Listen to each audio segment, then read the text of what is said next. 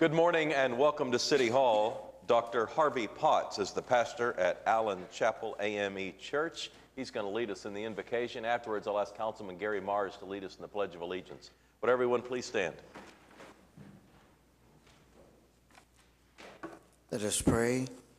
Our Father and our God, we come right now as humble as we know how, as a body. We come before the City Council and we lift the council up to you, and we pray your blessings upon them. We pray, oh God, that we this morning will have a sense of our calling as we are called to a higher purpose to serve the community. Not only are we called, but we pray, oh God, that we will be compelled to do what it is that we've been called to do. As we deliberate and as we discuss, we pray that we deliberate and discuss in a manner that will be for the betterment of the entire community.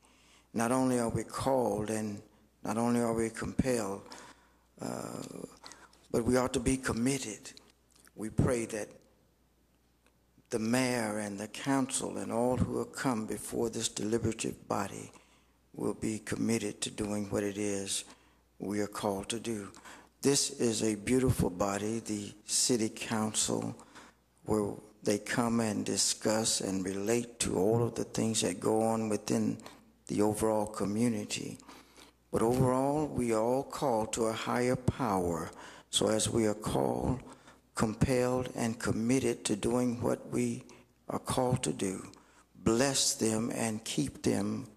In the name of Jesus we pray. Amen. Pledge allegiance to the flag of the United States of America and to the republic for which it stands, one nation, under God, indivisible, with liberty and justice for all.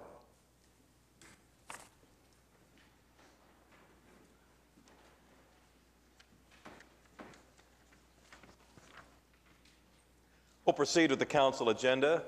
Draw your attention to item 3. It's office of the mayor and 2 appointments. All right, cast your votes. Appointments go through. On to item 4, it's the Journal of Council Proceedings. Item 4A is to receive the Journal of Council Proceedings for January 8th, and item 4B is to approve the Journal of Council Proceedings for January 2nd. Any comments or questions on the journal? All right, cast your votes. Passed unanimously. On to item 5, which is request for uncontested continuances. Mayor, I have several this morning on page 7 with dilapidated structures under item 8A1. Item C, 2409 Aurora Court. We ask that that be stricken. The owner has removed. And then on to unsecured, item 8B1. B, 4913 Creekwood Terrace. We ask that that be stricken. The owner has secured. Item D, 4733 Eastman Drive. We ask that that be stricken. The owner has secured. Item F, 6207 Hillcrest Drive. We ask that that be stricken. The owner has secured. Item G, 3308 South Kentucky. We ask that that be stricken. The owner has secured. Item H, 6805 Lancer Lane. We ask that that be stricken. The owner has secured. Item J, 915 North McKinley. We ask that that be stricken. We need to re-notify. Item Q, 4520 Northwest 12th Street. We ask that that be stricken. There is a new owner. Item R, 2501 Northwest 14th. We ask that that be stricken. The owner has secured. Item S, 1236 Southwest 16th. We ask that that be stricken. The owner has secured. Item X, 500 Northwest 31st Street. We ask that that be stricken. We need to re-notify. Item Z, 3105 Northwest 31st Street. We ask that that be stricken. The owner has secured. Item double C, 4009 Southeast 45th Street. We ask that that be stricken. The owner has secured. Item double E, 3114 Southwest 64th Street. We ask that that be stricken. The owner has secured. Item double G, 1128 Northwest 84th Street. We ask that that be stricken. The owner has secured. And moving to item D on page 8, item 8D, that's a amendment to the program implementation plan with the Oklahoma City Municipal Public School Trust. and we need to strike that because that'll be going to the school trust this afternoon. It was scheduled to go earlier, but they had to cancel their meeting due to lack of quorum. And so we'll strike that today and bring that back next week. Okay. Any other requests for uncontested continuances? All right, let's recess the council meeting, convene as the Oklahoma City Municipal Facilities Authority. There are 3 items. All right, comments or questions on the MFA? All right, cast your votes. Passed unanimously. Adjourn the OCMFA, convene as the Oklahoma City Public Property Authority. 2 items. All right, comments about the PPA? All right, cast your votes. Passed unanimously. We'll adjourn the OCPPA, convene as the Oklahoma City Environmental Assistance Trust. Claims and payroll. Cast your votes. Passed unanimously. Adjourn the OCEAT and reconvene the council meeting with the consent docket. Mayor, Yes, Skip? I have I believe it's 6P. P is in Paul? Yes. Okay. That's the resolution authorizing acquisition of property using Oklahoma City Capital Improvement Sales Tax Funds for the project M3R04, the Oklahoma River Whitewater Facility. And I have asked Mr. Mike Knopp if he would be so kind to come and share with us some of the updates as it relates to the Whitewater project, you know, some of the benchmarks in reference to time, cost factors, and what the ultimate future of the Whitewater project was going to look like for the city of Oklahoma City and Ward 7. Thank you, Mike. Thank you, Councilman Kelly. I've got a presentation I'll run through real quick that kind of gives everyone an update, and then we'll speak in particular to the Whitewater Center. First of all, we did receive some good news yesterday that the University of Central Oklahoma has issued a release that they are moving ahead with their boathouse project, and of course that facility will contain a music and arts venue within it, so they'll be moving ahead this year. So, and we expect similar things to come with University of Oklahoma. Okay. I'm going to run through these initial slides. Everyone here is aware of where we've come, but I want to give you more of an update on where we are right now. I want to call your attention to this. This is sort of a layout of the campus, of how everything is developing in the Boathouse District, from the community fitness programming at the Chesapeake Boathouse, the Welcome Center events, and the Finish Line Tower and the Devon Boathouse, music and art in the UCO, high adventure and youth programming in the Sandridge Youth Pavilion, special events and university programming in their Division I program at OU, and then the Whitewater Center, and everything surrounding the Whitewater Center, which is what we will discuss. And then looking up the venue, all the different facilities that are starting to come into play. I will note that the Chesapeake Boathouse just completed its renovation, kind of enhancing some of the features or the programming that will start to occur as an attraction as the Oklahoma River continues to develop, as a rock climbing wall and other features that really complement what is happening in the Whitewater Center. I also want to mention that the Chesapeake Finish Line Tower and the Devon Boathouse were just recognized with the architectural awards, so we are getting some good, thanks to Rand Elliott, some great recognition in that regard. Sorry, I'm going here real fast, but I want to get up to our, and I do want to bring your attention again to this facility since it is moving ahead. We'll have the live music venue and the art gallery, and this is just to the west of the Whitewater Center, and you can get a view of that music venue within the facility, which will be overlooking the river. Also, this is well underway, the Blue Cross Blue Shield Adventure Zone. This pavilion structure is up right now. It's essentially, we're enhancing the playground around that area. And as you're going to see as we go along, everything is really tied together. So we see this facility complementing the Whitewater Center and vice versa. This is going to be open to everyone. It will include, a lot of family attractions, everything is centered around getting kids active, really seeing this whole district become a center for health and wellness and adventure. And we expect this will be open in March. So not only does it include this playground that was originally there with a nice canopy over it, but it also has a youth ropes course and a youth zip line and a big, call it the cloud bounce, a big jumping element. So again, it's all about being active. And then we get to the Sandridge Youth Pavilion, also moving ahead nicely with the Sky Trail feature. You can see on the north end of the building is the big, it's actually the tallest structure of its kind in the world, the Sky Trail. If you look towards the river, you'll see it. It's hard to miss now. It has really come up, and it's going to be a pretty thrilling feature. This is a view from the other side of the river. Later this year, we'll be building the zip line connection across the river and back. And again, you're starting to see with this facility, it's sort of embracing that adventure spirit that's going to come with the Whitewater Center, adding several features to the mix as we define the Boathouse District as an attraction. And this is what it looks like today, or yesterday. This is the Sky Trail. You'll go up a series of levels and go through a lot of challenges. It's open to everyone, and there'll be some options of how to get down. You can take a slide, the tallest slide in Oklahoma. You can zip line across the river and back. There will be a free fall element, which will be safe but thrilling nonetheless. And then, and you can see these different features you'll climb through. And again, it's something very unique for the city and for the Oklahoma River. And that's a view from the bridge. Move on to OU. There's some renderings you may have not seen on this facility is that it comes together as we speak. Again, being a center for the university program, it's a very large program along with having university events. And again, that project is moving along.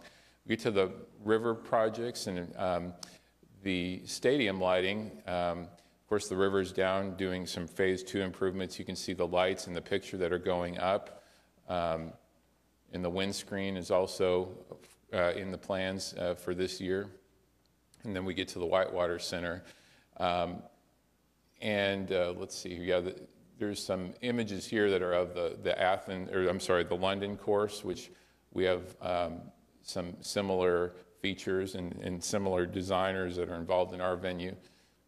Of course, the total package is $60 million. But I want to call your attention to this, the Whitewater Center. The facility is going to be, of course, open to everyone. It's going to be featuring many different opportunities for the public to get engaged in a raft and a kayak. There'll be trails. There'll be other features that will really continue to encourage the idea of we're really building this diverse outdoor culture and really developing this Center for Health and Fitness. And there are, of course, other opportunities all around that facility to enhance whether it be additional, maybe there's a restaurant feature, maybe there's other things that eventually could come in around that project. I'm going to show a couple more things in a second. This is a very important connection that's taking place with the canal. So we'll have that link to Bricktown, and that's a concept that we'd like to, continue to enhance that. And now looking Mike, back, if I can just stop you for a second, can you go back to that? Because I think that's important, Yeah. and I think some of the council hasn't seen that picture because you can't see it very well. Right. If you come down by the Chesapeake Boathouse and go in the parking lot, you just can't really see what's Right. going on. And if you go over by the land run sculptures and look back the other way, it's not particularly visible. But this is an important link to tie downtown Bricktown, the canal, to the river and vice versa. And it's well under construction, and it's the primary reason that the river is down at this point in time. Obviously, there's a number of reasons. We're resetting the race course. We're running a sewer line across the river. We're working on some of the hydraulics of the dam. So we're doing about 4 different projects all at once while that phase of the river is down. But these pictures here are about as good as you're going to see because it's hard to see the progress on it right now. Even if you go down and look at it, you can't really see it. And these are pretty good. And so when this is done, you'll be able to have a nice pedestrian access to Bricktown from the river and vice versa. So I'm sorry. Yeah, thank you. Yeah, this is this is going to be really important as we continue to define the river as an attraction, and also for the events. And so the idea of being in Bricktown, maybe going to dinner, then getting to go on a zip line, just walk down the canal is going to be pretty exciting. Eventually, whitewater rafting. So, and I want to call your attention. This is, of course, looking from I-35 down towards the Whitewater Center. There'd be some additional features that we are working on. An iconic boathouse facility that would serve that the Whitewater Center. I also want to say around the Whitewater Center, this would be a privately funded element. So while the Whitewater Center is certainly publicly funded through MAPS 3, there will be some other enhancements that we're working on to again, further engage the community, kids, families, and adding some water features, fountains. You see a flow rider. This is a surfing element. And so we think that would be just really complementing the whole idea of this being a real attraction for the community. And then this is kind of showing what's to come with the high adventure elements in the slide. This will be installed in April. This is a very unique slide. It will not be a water slide, but it will be very thrilling to get down from the top. And then we also, let me take you back here. Have an idea for a mountain bike feature down there as well. So you're really rounding out many different sports and health and fitness activities. And then this is the Gateway Plaza, I call it. It's the facility that you'll go through to get into the Whitewater Center. It could be many things, but one thing for certain is it's where you're going to go to get your, get your tickets for the raft or the kayak, but also change your clothes, have locker rooms, but also complement other facilities, perhaps a concession area, and then some opportunities again to enhance it with some additional funds that may allow it to have a restaurant or a retail element, a youth center. And we also see this as a very important connection between this major facility and attraction and what will come with the American Indian Cultural Center, perhaps a way to get from one place to the other through a river shuttle linking the two facilities together. And this is just what could happen in that area as we define that. But what's interesting about this Whitewater Center is you look down and you see this whole area. Straight down 6th Street, you're going to be looking straight towards the Whitewater Center. And this is a really unique design for a whitewater facility in that, there's multiple channels. It's all controllable. It's controlled by pumps. But the center channel is more of the slalom course, which you might have seen in the Olympics, but still rafts can go down that. And then the outer course is longer, and that will be kind of more of a wilderness run, so to speak, or a way that you take your raft and a lot of training or a lot of learning can take place. But all of that will there'll be a confluence of those two channels right by the building. And with that confluence of channels will create other features that we can have freestyle where people can get in little playboats and do tricks and have fun. And it's something that over time our community will get, I'm sure, very engaged in. And but again, if you're concerned about getting in a raft or in a kayak by yourself, you can take a guided raft trip, and it'll be very safe and very fun. There'll also be some live music opportunities and other features to enhance the venue, and of course, area for parking and other needs to complement that. So, and then the youth pavilion, the actual building, we anticipate starting hopefully this year. We're still working on some fundraising on that. That's the Sandridge Youth Pavilion, and it will be a center for activity and youth programs. I just wanted to give you a quick update. We just finished the Santa's Adventures. That was, a lot of people came to the river to do the little zip line and other features, and that's going to, of course, be enhanced as we open these other attractions. The zip line across the river we think will be done by Memorial Day, which will be great. And then all these other activities, the Stars and Stripes River Festival, the Head of the Oklahoma will continue to expand. Next year we have the World Championship, the Marathon World Championship, and which will be a big international event. About 30 countries will be coming here. We were already being asked, and we're holding off, but asked about World Championship cups, that kind of thing for whitewater. Obviously, we want to get it done first, but we can see that interest is definitely there. And I also want to call your attention to this. All of this has generating a lot of interest in all areas of our community. Adaptive rowing and paddling We got a very fast-growing program. People who haven't really been able to do a whole lot of any kind of activity are getting in kayaks now, and it's been very successful, and that program is going to greatly expand this year.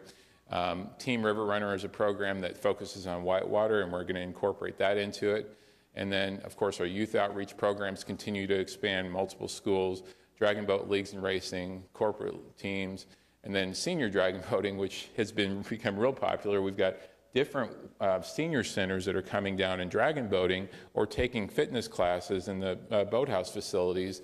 And you can see that, and they're having a great time. It's very accessible and just a way for the folks to get active and enjoy the river like everyone else. And I also want to say in the paper today is an article about American Idol. I wanted to update everyone. We will be the focus of American Idol here. They haven't given us the exact date. They filmed in the Boathouse District, and we'll be the host of the show. Probably by the end of the month, we'll have the exact date here real soon. But it debuts tomorrow this season, and one whole episode of the show will be in the Devon Boathouse in the Boathouse District. So I think that'll be great opportunities for us to continue to promote the river. And then our river sport adventures will obviously expand with the Whitewater Center and the Sky Trail, but that's all about, we're really transitioning to this place of where the Boathouse District is really an attraction for the community, just like the zoo, many of the other great attractions in Oklahoma City where you can bring your family, spend the whole day, but if you choose, you can then get in a program, get in a class, get on a team. But it really is something you can come and spend the day with your family and have an adventure and burn some calories and have a great time. So that's my quick overview. Skip, do you have, Councilman Kelly, any questions? Mike, first of all, before I ask any questions, you are truly an individual that had a vision for something that most people would never had even attempted. You used to be my training partner as far as running and long distance runs and marathons, and I remember when you would get finished running and you would say, well, I got to go out to OCU and work with the students. And I asked you one day, what students? And you said, well, the rowing students. And I started laughing. And you had a commitment that Oklahoma City could be a major rowing club from one of the universities, which was Oklahoma City University.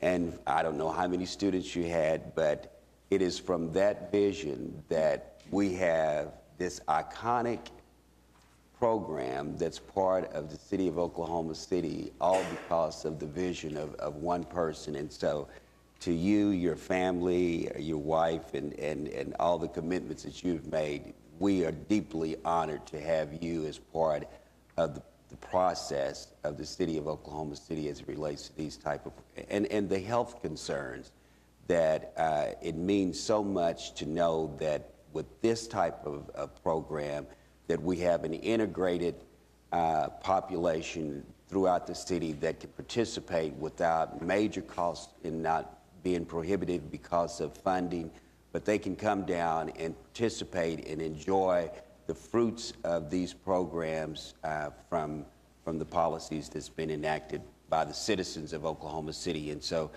the navigation that you've made with the private industry is just absolutely amazing to see the different infusion of funds and participation from the corporate America, and we're just blessed. And I didn't know I was going to get this much information, and I didn't know that we were going to have the American Idol as part of the city of Oklahoma City. I would have got prepared and went down so I could audition for it, but is it too late?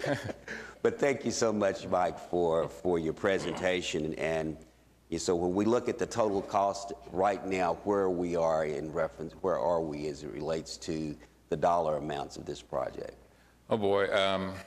Well, of course, MAPS 3 is $60 million, which we're continuing to generate to raise through the taxpayers. But the private investment, I'd have to do a quick tally, but we're probably in the $40 million range with just this is not the whole river, just in the Boathouse District itself in terms of what is committed or what has already been done. So, Thank you. Mike, is the boathouse district built out in terms of the number of boathouses? At some point, I thought we had room for 5, and we've got 4, 2 built, 2 committed. Is there room for 1 more? well, with UCO, the youth pavilion, we're kind of considering like a boathouse, so that essentially will serve that. And the Whitewater Center, one of those facilities I showed, really will essentially serve the function of a boathouse. It'll be a little different than the boathouses that you see down there today. But that whole stretch will be pretty much built out. And but the issue with that is, number one, we actually do have some concerns about river traffic, believe it or not. So there's a point where, we really have to manage that to maintain the safety and the integrity of the venue, but also we're using that opportunity to, like with OU coming on board, part of that will allow us to enhance the exchange boathouse so we can bring some more activity down into the western basin. So that will be expanded over time to kind of spread opportunities. And but there is out. Opportunity, obviously, if somebody wants to do restaurant or Absolutely, yes. Some other private things. But Yes. in terms of boathouses, we're probably maxed out. Yes, but we're still raising money for a couple of those slots. So for example, the Whitewater Center, the funding through MAPS 3 will include we're still working on that, but enough to include part of the gateway facility, and some private support could allow us to build that facility up and essentially be like a boathouse there. Yeah. So. All right. Any other questions for Mike? And the item today is a resolution of necessity that will allow us to purchase the land for the Whitewater facility. So that's the item that's on the council today. All right. Mike, thanks for coming down today. Thank you very much. Skip, thanks for suggesting. Thank you, Skip. Yeah, thank you. And then, Mayor, we also have on today item 6Q is a site master plan for the fairgrounds. Don Douglas is here today to give us an update on that.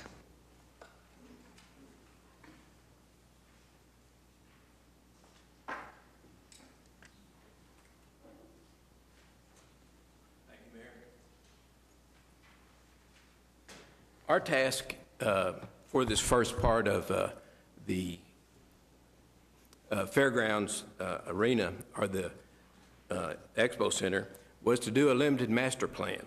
And as part of that master plan, we had to do several tasks. One is to look at the traffic as to see what a 300,000 square foot building would do to the fairgrounds and how that would react. So we did a traffic study, and then we were going to look at where we placed the building. Once we placed the building, then what happened to the carnival and the rest of the things, the utilities that went with it. So this gives you just an idea. This is Gordon Cooper, and this is General Pershing, and this is May. So the very first thing we did was a traffic study, keeping in mind that during most events, other than the fair, the entrances on 10th Street are closed. So the main entrance to the fairgrounds is here on May, which gives a reason for security too. So we divided this into several projects, and the Phase 2 project, which is over here, was basically the construction of the building. The Phase 1 project, which we're talking about today, was this area. And that part, there's construction going out now, filling the old racetrack and building a drainage canal right here so that we can handle the runoff in the future. From the traffic studies, we developed a concept interchange. And what we found was that May Avenue would work. We didn't need any other additional openings, but General Pershing needed to be signalized. And so that is the concept that we've done in this area. Now, this project will be part of the landscaping project on May Avenue from Reno to 10th, which should be built our bid sometime in June of this year. So once we kind of knew what the traffic was, we moved to where the building should be. And we worked with the staff, and we tried several different locations. But really, for the building to function, it begins on a Gordon Cooper, which will be your main entrance, which also gives the front of the building. It then works with the buildings surrounding it, from the arena to the horse barns to the Cox Pavilion. And that way, this area begins to function together. And so once we had that in place, then we began to look at what happened during construction. And what we found is that this would be the building, this would probably be a staging area. Therefore, to take the carnival, we needed to do a parking area in here. And so that is where we begin to lay out. And as I said, there's construction out there now that fills this and does the landscaping for it. This slide is basically just to give you an idea of how much of the midway and the fair gets displaced when the building's put in place, and why we had to find a place to put it. So, and this was the 2012 fair. We worked quite a bit as we developed the future site for the carnival with the setup during this year's fair. So we basically found that this would be the layout of the fairground in the future. And so then the parking is here. Oop. And so, oh, thank you. And then this area became where we had to put the water and gray water lines in regards to how we served the carnival and what was out there at this point. So this became our phase 1 project. Pardon me. Back up here. So as I said, okay, now I'll move into budgets and I'll go from there. But the phase 1 budget was $4.7 million. We've let contract, as I said, for $668,000, which leaves us $3.4 million. This contract will come back to the council to advertise for bids sometime in February, so that we're almost finished with the plans for it. So the phase 2, the part of the building itself, this was the budget.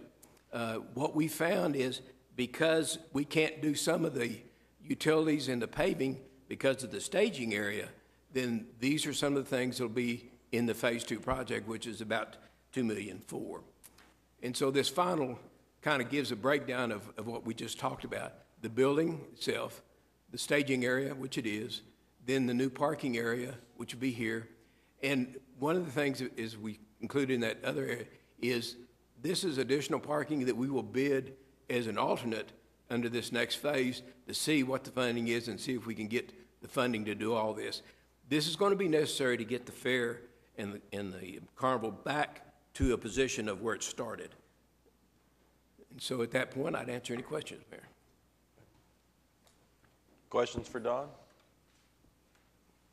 Don, will the fair just be impacted midway for 1 year, one seasonal year? Basically, it will be impacted in 14 for sure. It depends on how fast they can move with the building and do it. But I think 14 for sure, and maybe 15, but we're hoping 14. All right. So when the midway is relocated, that'll be its new permanent site? Yes, sir. It's not a temporary move? No, it'll be permanent. When the building's finished, the fair will move back, or the part of it will be back. Then where we had the parking and the utilities will be the permanent area. And will the parking that you're building, will that increase the overall number of paid parking spots, or will it keep it where it is now, or how will it be affected? If we can take the alternates, it's going to increase it.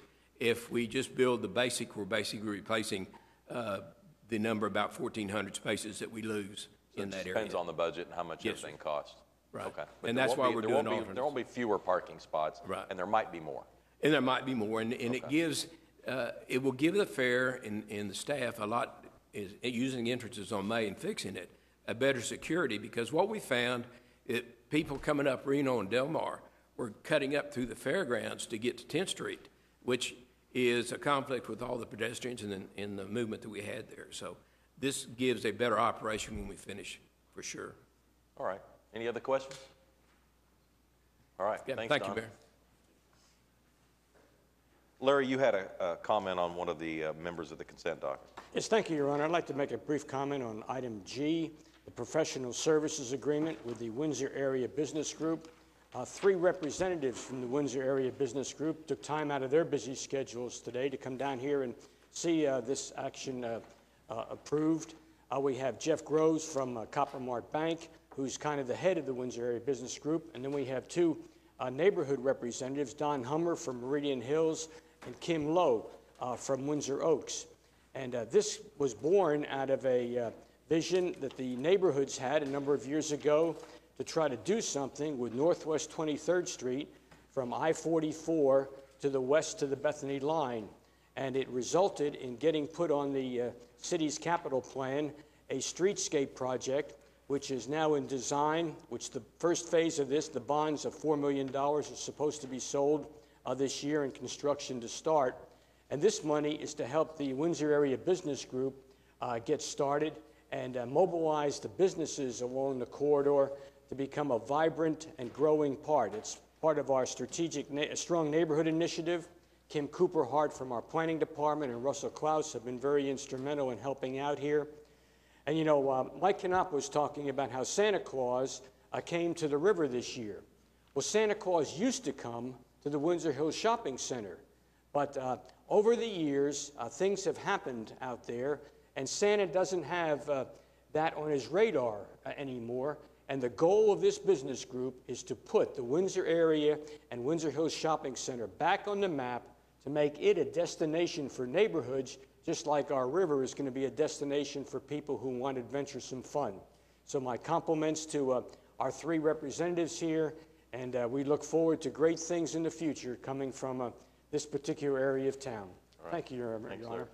Pete? Yeah, Mayor, on item R, just to comment, I have inquired recently about what was going to happen with regard to that detention facility, because it, like the one to the north of it along Lightning Creek, had a lot of really pretty watercolors about what it was going to look like when we got finished. And since it's been finished, it's really just been a holding pond for, and so I'm pleased to see that we're going to find some use for it that fits a little more like the drawings that we had when we were talking about doing it, about landscaping and about park-type use around it. And this is a really good step in that direction. I think that we're going to see some more things along Lightning Creek to the north here pretty soon that'll also make it be able to do the same thing. And I just want to comment that I get a lot of calls, especially from former councilwoman, my predecessor in this seat, Frances Lowry, who was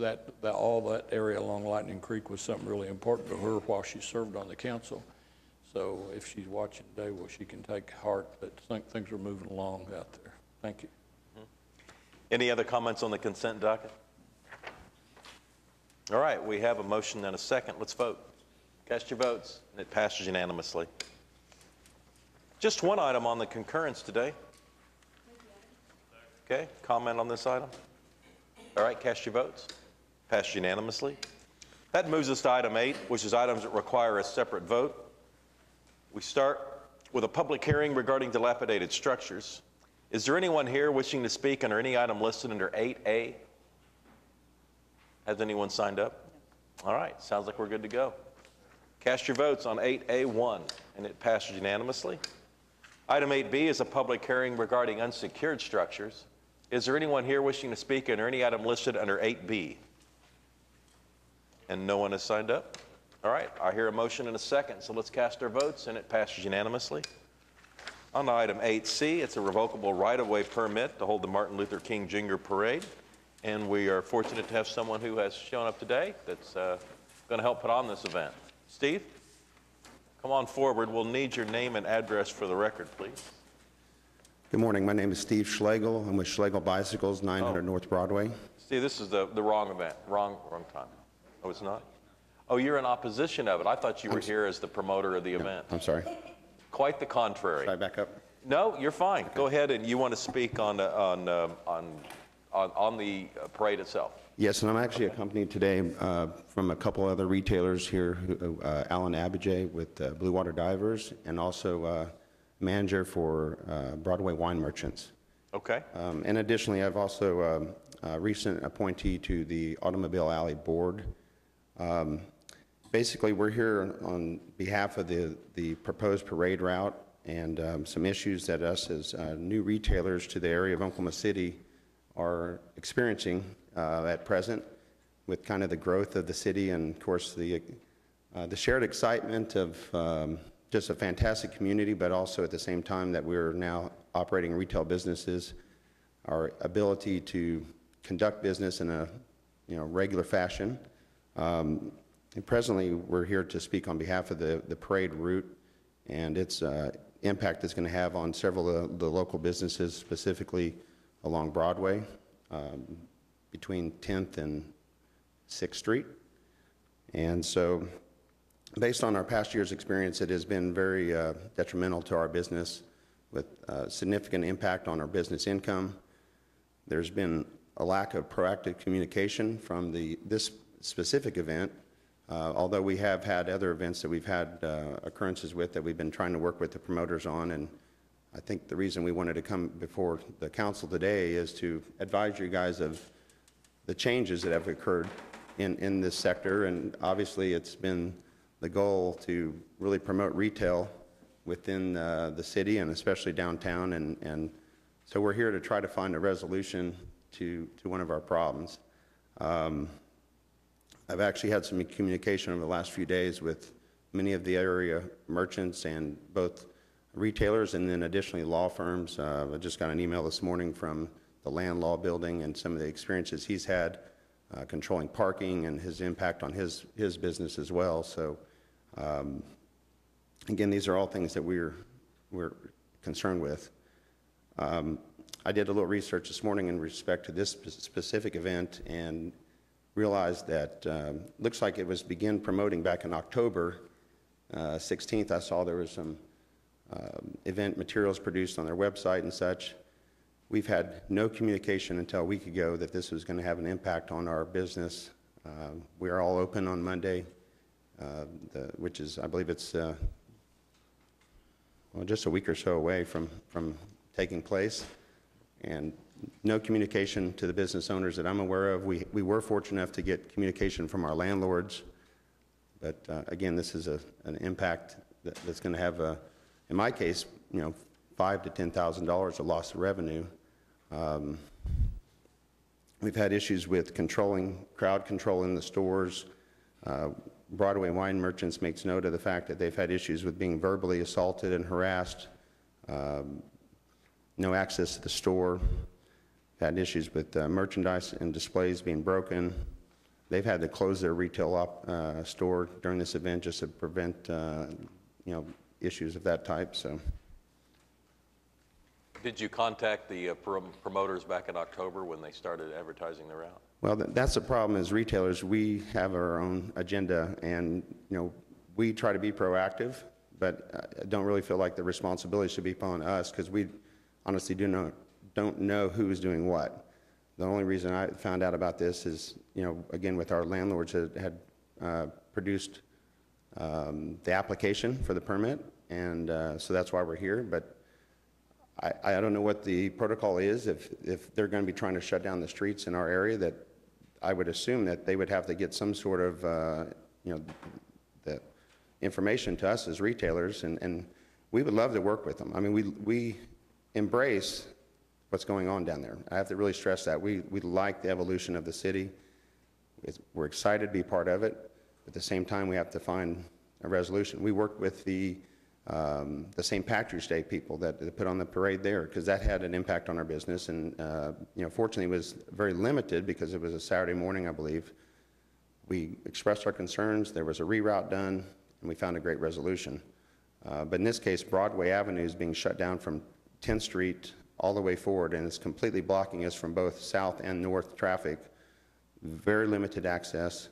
That's specifically myself and the other retailers behind me's problem, but beyond that, there's also adjacent businesses with the law offices and a preschool on 4th and Robinson's having to close down.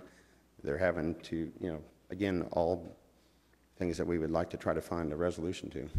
Steve, I really appreciate you coming down, and guys, thank you for being here. We know this has been, a bit of a challenge for the last couple of years when it was moved back to Broadway. I'm actually really disappointed that there isn't anybody here from the parade organizers to help address some of this as we're, facing issuing the permit. Chief City may be in the back, and we have worked. He is in the building. I'm sure he is he can here? step, Okay, I'm sure and he can maybe step in. Chief could come talk to us a little bit. We have tried this last year to work with the parade organizers and actually created a slightly different route, and had a meeting. Major Hill met with the group, and apparently the route was not their preferred access. And we also tried to limit the streets that were closed off for staging. Chief, would you mind coming to talk a little bit about the work we've done and tried to do with the parade route? We've got Steve Schlegel here, and Broadway Wine Merchants is here as well, and the diving shop along Broadway, and they're representing not just themselves, but all of the merchants along Broadway with some of the same concerns. Right. The route that was used last year, obviously, I mean, any route you do is going to create some problems somewhere. So after we had some of the issues and some of the complaints from the business owners last year, we looked at a variety of routes within the downtown area, trying not to displace the parade, you know, significantly, but at the same time trying to find a better route that impacts the businesses a little bit less. And so we did come up with some alternatives, and we did meet. We met with the organizers of the parade on several occasions and made some recommendations. Those recommendations were not what they felt like were not acceptable. And I know we had talked to Councilman Salyer on some of these different options. And so in lieu of getting some type of an agreement from the organizers to change that route, you know, we're just going to have to try to do a better job if we're going to continue to have the route that it is, do a better job of policing that route and keeping some of the streets open or closed so it allows for better access, because that is the problem. It is a Monday. A lot of the stores along Broadway are still open, and I know it does impact them. And the staging areas, you know, it's about probably 2 hours prior to that occurring, and we do know it does provide some inconvenience to some of the businesses. But in lieu of getting some agreement to change that route, because the routes that we did, actually, the alternatives were somewhat shorter. I could see some of the reasons why that the organizers didn't prefer that route, but again, it's unless we get short of getting some agreement, it's going to be the same. Well, Chief, again, we don't have them here to talk about this, and I think moving forward, and maybe Josh, or, I think we need to get everybody in the same room. This is really, unbalanced with regard to what happens to the businesses along Broadway, and it's not just Broadway that's the problem. It's all of the side streets. We talk a lot about the grid these days, and the grid is completely taken out between basically 4th and 10th Street. They're closed all the way over to Walker to set things up, and it makes it extremely difficult. I mean, I had personal experience with the Chief, problem. other parades use Broadway. What are they doing differently than this parade is?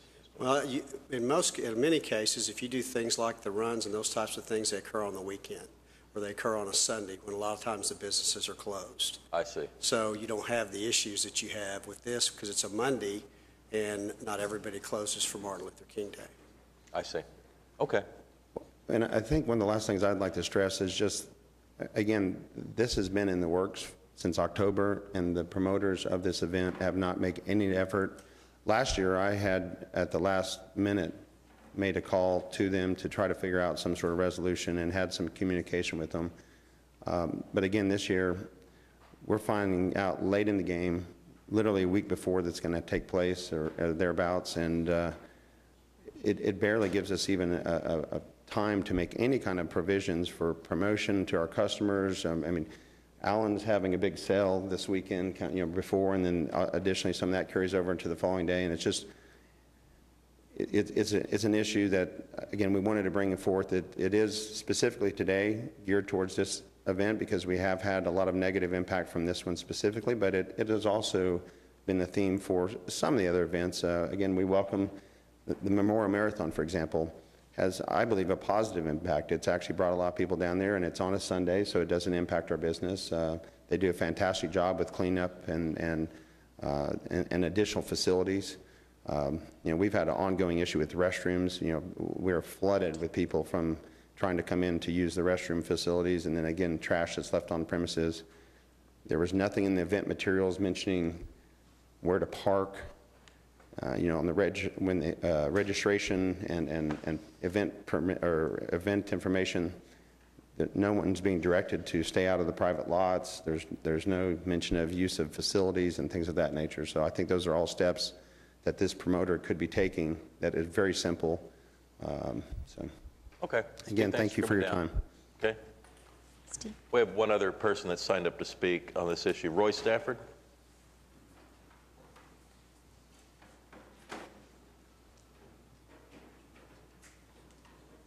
Steve Mason. Excuse me. Good morning, Roy Stafford, 3901 South Portland.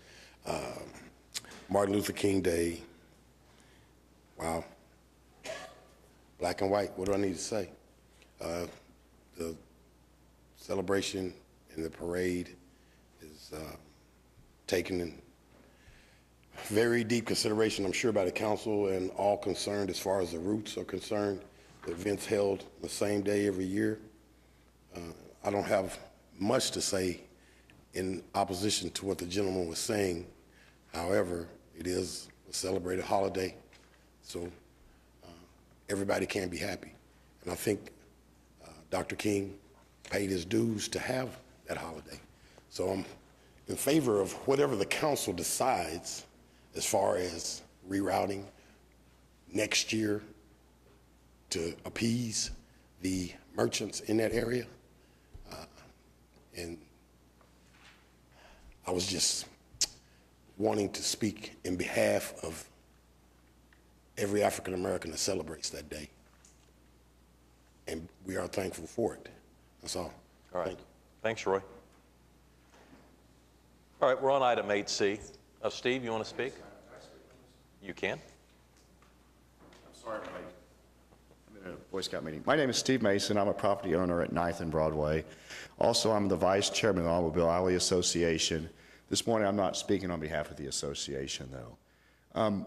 Broadway's a great street, and, you know, it's where the streetcar should be. It's where the marathon is. It's where the lights are. It's a great place for us to assemble as a community. I personally think it's a great place for parades also. The challenge is, like so many things, as our core keeps developing, is how do we balance things? And I think, and I know the city's been working on it, I know Downtown Oklahoma City Inc.'s been working on it, of kind of the participation amongst all these entities. So what is fair use of our streets? I hope that the parade will continue this year, and I hope that the city will just keep working towards good solutions. And, you know, I'm proud of our retailers. We've added 5 retailers down there this year, and it's very important. And we don't want to put them out of business, but it's just that balance of retailers and parades and public assemblies and all that. Thank you. Thanks, Steve. Meg, you want to make a motion? I would like to. Okay. You know, this is a very sensitive issue, and I'm not going to take light of it, because I know one thing, that when I walk into any business and they are trying to do business, I'm respectful of that business.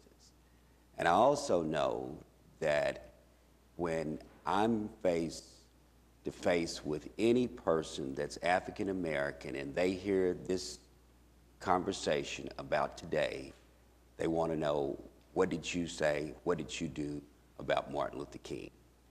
And I'm not going to get into one side of this without talking about the totality of it. This has been an issue that I think we all know for quite some time in reference to complaints. I think we have used fear and tried to hide behind the reality of what's really there. And it wouldn't take but a lot of compromising and sitting down with everybody to understand that there is a way to make what is being done continue to recognize the purpose of the celebration. I think we put an undue burden on our police department. I think we put an undue burden on our staff. But I think sometimes that undue burden is because we haven't taken the amount of time that's necessary to bring everybody to the table, to sit down and try to work out the various components as it relates to the parade itself. There was 3 or 4 years ago, a child was almost killed. There has been some very serious safety issues in reference to the vehicles that's in the parade, in reference to children running out, grabbing candy, or being thrown to them. And we know that. And at the same time, it seems like we wait until 2 weeks before the parade to start really looking at the issues that's necessary, that we know that we have a history of concerns that we could be working on a year before, bringing everyone to the table to sit down and try to see how we can compromise some of these issues for the benefit and the concern of everyone. And by no means do I think that anyone in here would downsize the importance and the legacy of Martin Luther King Jr. And to some degree, if we accepted the philosophy of him, that we wouldn't have to be addressing this issue as a particular day. It would be the everyday, philosophy of everyone in reference to the way we treat and respect each other. And I think it goes directly to that. How do we treat and respect each other as in reference to conducting the parade and also being mindful of the citizens and the businesses and also the government's duty as it relates to our services. People at the parade has brought complaints to me about the lack of services. There is no porta pots. There is no, services that, children can go to the restroom, the bathroom, and so forth and so on. And I think some people expect that if you're going to have a parade, then we're supposed to provide all of that. Whose duty is that? Who's supposed to provide that? And, when you had the issue of the young child that got hit by the car and those concerns, there was the cry, well, that's the city's fault. Why didn't you have enough police officers out there? Why didn't you stop them from doing this? And so you can see that we have a huge issue of different concerns that I think that we could all just, a year before this parade is held, that we could sit down and start talking about, some of the concerns that could make this whole event better. I have asked staff a long time ago, and again, all I got was the same thing that we're getting here today. 2 weeks notice of the route, and that's it. And now we have, people who are coming forth finally and saying, these are some of the problems that they're having. At this point in time, I have had absolutely no meetings, not one meeting with anyone from staff in reference to this. But I guarantee you, today, this evening, and today after, everyone in Northeast Oklahoma City that respects this parade and may attend this parade is going to call Councilman Skip Kelly. Why? Because I'm the African American that sits on the council, and they're going to directly relate the fact that Martin Luther King, black, African American. And so these are some of the issues that we have to be mindful of, but at the same time, I'm not afraid of addressing the issues that need to be addressed. And I don't think any of us should be. But I just think that we have to be, willing to sit down and have those, open conversations about the totality of the whole event. And I just wish that, that there was someone that was from the parade that could be here, because I don't want to make this sound like it's a one-sided issue.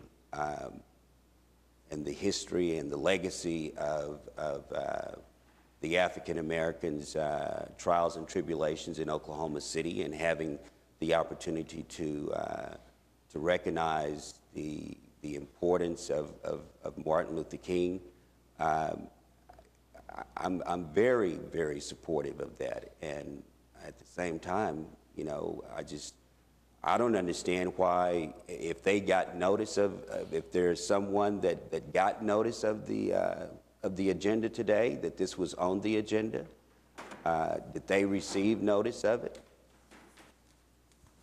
Mayor and Council, Josh Ryan. I actually am the event permit coordinator out of Public Information and Marketing. I've contacted the MLK Coalition directly by email, letting them know, and I spoke actually this morning with Roosevelt Milton with the MLK Coalition, that this was on the agenda. It was sent to them last week when it would be on the agenda, that someone could be here to speak about the permit and about the event. So yes, they were contacted. Well, how many meetings was had? I mean, how many meetings did we have with the parade coordinators and the business community and staff and public safety as it relates to this? Do you know? A lot of the communication about the parade route was actually filtered through me. I started in late October as the event permit coordinator. And their actual change in the parade route didn't occur until much later. I think they actually started expressing additional concerns about it around December. And then as we continued to kind of talk about that and explore what their problems were with the route that we suggested that actually came down Robinson, portions of Robinson, went over to Walker, and actually came by City Hall right here. They expressed concerns that was not a route that they felt was historically significant for them, and so that's when the change took place on the route. Now, as for a meeting, I can facilitate that after the event this year, put that together, and anyone concerned, Bricktown Association, Automobile Alley, anyone that would like to get together with the MLK Coalition, I can facilitate that, get everyone in the same room. And when all of that information is really fresh on our minds about what took place in the event this year, we can hash all of that out and get all of those considerations on the table to change for next year. Councilman, we've known some concerns with the parade route over the years. We've heard some of the concerns from the property owners out there over the years. Josh worked very hard over the last several months to come up with an alternate parade route that would work, and trying to address those specific concerns and traffic issues and what was going on the days of the events, working around the bus transfer station and those types of things, and came up with, I think, what from the staff standpoint thought was a reasonable alternative, and that was presented to the organizers of the parade, and it was rejected because of the fact they did not believe it was historically significant, or it was too much of a change for them. And so we did try to do what they wanted to do, and it was rejected by the parade organizers. I think given the short time frame we're working under today, and that I will make a motion to approve the permit, but I really want the record to reflect that I'm extremely disappointed that the parade organizers are not here today on this important day. I want to thank those that are concerned about it for coming down and expressing some of the issues that we have had in the past. It takes courage to come down and do this, and I'm very grateful for that. And you know, I would like to request that immediately after the parade, we do sit down with a group of the organizers and the property owners in the area and try to understand, you know, this is an important event for the city. I think everybody is very respectful of the reason we have this parade and want to make it work. I think myself, police special events, we'd all be more than happy to facilitate that. Yeah, okay. Well, I appreciate that, and so I'm going to go ahead and make a motion that we approve this today, but that we do have some work to do. All right. Do we have a second? Second. All right. Cast your votes. Permit is passed unanimously. Thanks, everyone. Item 8D has been struck. Item 8E is an opportunity to enter into executive session to discuss the water issues. No new activity, sir. All right. How about a motion then to strike? Cast your votes. Item is struck. Item 8F is an opportunity to go into executive session to discuss the performance of the municipal judges. Mike, we have a motion and second. Cast your votes. and move into executive session a little bit later on that item. Item 9 is items from council. Skip, you want to get started today? I would just like to mention, Your Honor, I would say, Mayor, that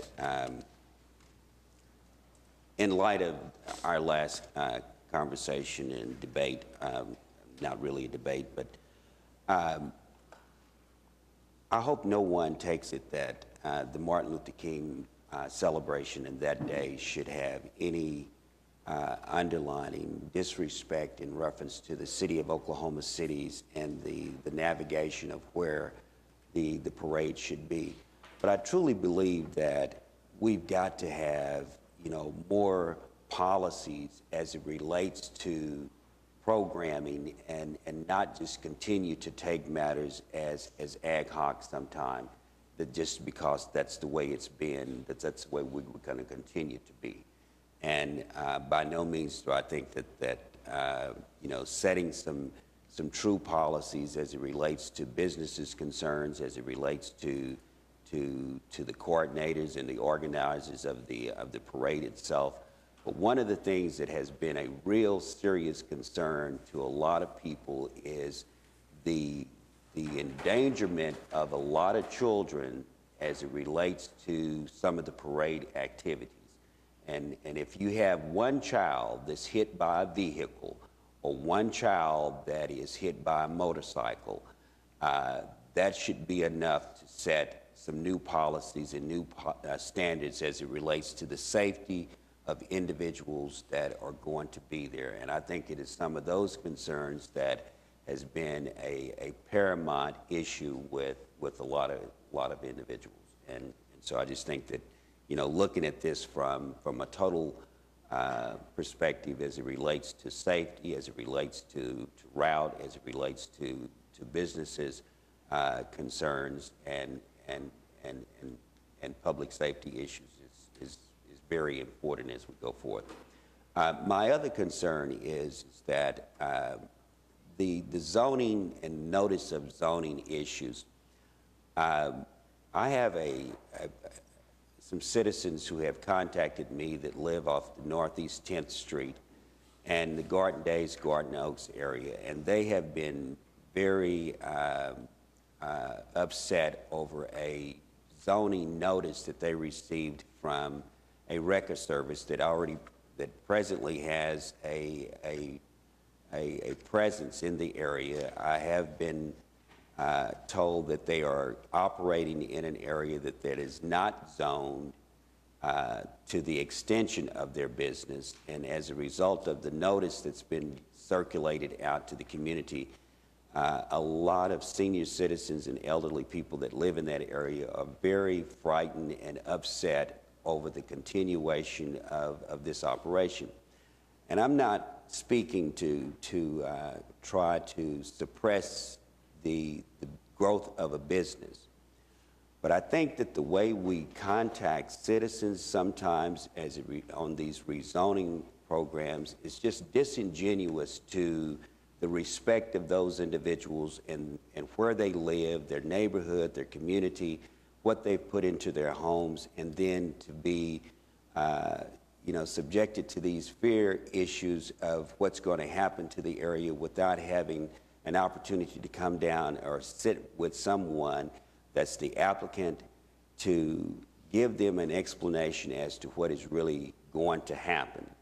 I had a conversation with a lady last week, and she just thought that they was getting ready to take her home. These notices go out, and sometimes they were just placed on people's doorstep. They didn't receive it in the mail, and then they got secondhand information from another residence. And when you look at the zoning, the notice of these rezoning, I, as an attorney, and many lawyers, when you look at this, you really can't figure out what is really the point. So it's not presented in a layman's way of understanding what is really going to happen. And I think that we need to have a better communication to the citizens when there is going to be, when there's an applicant and there's a notice, and I know that the legal requirements in reference to sending out the notice and legal description But I think we as a city have a duty to try to be more informational kind to the citizens in that particular area. And one of the individuals that I can tell you that came to my office last Tuesday was Mr. Tim Tolliver. I don't think there's too many people that know something about city government than Mr. Tim Tolliver, having worked here at the city of Oklahoma City for over 30 years. And this man was in tears, along with several other people who had called me about this project in the Garden Oaks area. And I think that if we're going to have these type of zoning notices, we need to have a program where we bring citizens into a meeting. And I'm not talking about the zoning, the planning commission. I think that there should be some contact with these citizens by staff, with someone, a representative from the applicant, to have a sit-down meeting with these individuals in their community so they can have a full, basic understanding of what's going to happen and what's going to be the negative or the positive impact as it relates to their neighborhood. And so that's, first of all, I know that by law there is a standard and there is a legalese that you have to submit. But at the same time, I think there's a better way of sitting down and having a discussion with the citizens so they won't have this fear about how their community is going to change. All right. Meg? Hey, David? Thank you, Your Honor. Just two quick things. First, congratulations to Alicia Clifton, who was the second runner-up in the Miss America contest on Saturday. She's a former Miss South Oklahoma City, for those who may not know that, representing South Oklahoma City very well Saturday night. Secondly, the discussion about Martin Luther King's Day, I think is important. We sometimes forget how important Dr. King was with his methods of identifying changes that needed to be made in a peaceful setting. And if you read some books about him prior to being as involved in the civil rights actions, back when he was just a minister, there's a book, A Knock at Midnight, and a couple others. You get a great understanding of his background and his philosophy on how to identify things that need to be changed, and then the approach that he believed was the best approach to push forward those changes. There's a lot we all can still learn from his philosophy and his efforts to bring forth the problems that the country was experiencing back then. So I do appreciate the discussion today, and I hope we don't lose sight of why we do celebrate Dr. King's birthday. Thank you. Pete? Mayor, a couple things. One, with regard to the MLK parade, I would hate to just single out that parade for an exit interview. I think unless there's some other motivation for the concerns, I would think the concerns would be across the board. I think it wouldn't be bad to adopt a policy where we reviewed every one of these permits afterward to see what happened, to see if we can make them better. I hate to single out just one to do that with. I think there's a connotation to that that I find a little bit distasteful. But I think every one of them should have it would be logical that they would all have the likelihood, at least, of similar kinds of problems for retailers and business people. We ought to review each one of them afterward to see if we can make them better. Just a thought. Okay. Second thing is the water trust today is most likely going to issue water conservation rules for the city. Ever since we had to do it last year, we've considered doing it, and I believe that we're to the point that we've got to do it, given the circumstances, given the drought. Doesn't look like it's got an end to it, None of the predictions that we have for the future indicate it's going to end in the foreseeable, predictable future. We're getting ready to take a release from Canton, and if we do that, or when we do it, it's likely that it will cause a tremendous impact on Canton Lake. In fact, there is a prediction that if we take the amount of water that we're legally entitled to take, that Canton will be reduced into 3 pools of water, not one lake, but it will be reduced into 3 pools in the deepest 3 places. The fish kills are estimated to be very, very high. And I think we just can't, everybody probably has seen in the newspaper where the city of Norman has got congressional approval to take water, or actually buy water from us, out of the Atoka pipeline, which will put a further stress. You know, we're at a situation now where Hefner's at least visibly very low. This summer, Draper was at all-time lows. It wasn't really caused as much by the drought as it was by the fact that we were repairing the pipeline. But the lake was the lowest it's ever been since it was full. It's not close to being full again. And the pipeline from Atoka to Oklahoma City is running 24 hours a day, 7 days a week, wide open. And now Norman needs water. Thunderbird needs water just like all the rest of us do. But I think it's going to be imperative on us as we go on into the future to permanently look at water conservation. We've got to do it. I don't think it's not a question of whether we have any choice about it or not. You know, anybody that knows much about Bermuda grass knows you don't have to water it every day. And lots and lots of people do with treated water. And I think the Water Trust is going to take that step. I wanted to say something about it today out from the horseshoe, because I think it's imperative that we get that information out and an explanation as to why we feel like we have to do it. It's not that we don't have enough water to keep doing what we're doing. It's just stupid to keep doing what we're doing. We can't justify the continued waste of treated water. So. If I could just add a couple things to that. We're in the 3rd year of a drought. And I'm hard-pressed to say that it's a crisis situation, but it's a serious situation. Lake Hefner is at I don't know if it's a historic low, because I don't know if we've got all the records back in the 50s. The 50s had some pretty serious low points, but it's a significant low point for Lake Hefner. It's the lowest it's been in the last 25 years at least. Our withdrawal from Canton will put Canton in the lowest level it's probably ever been in. And we have the legal right, clearly the legal right to take the water. That's not the issue.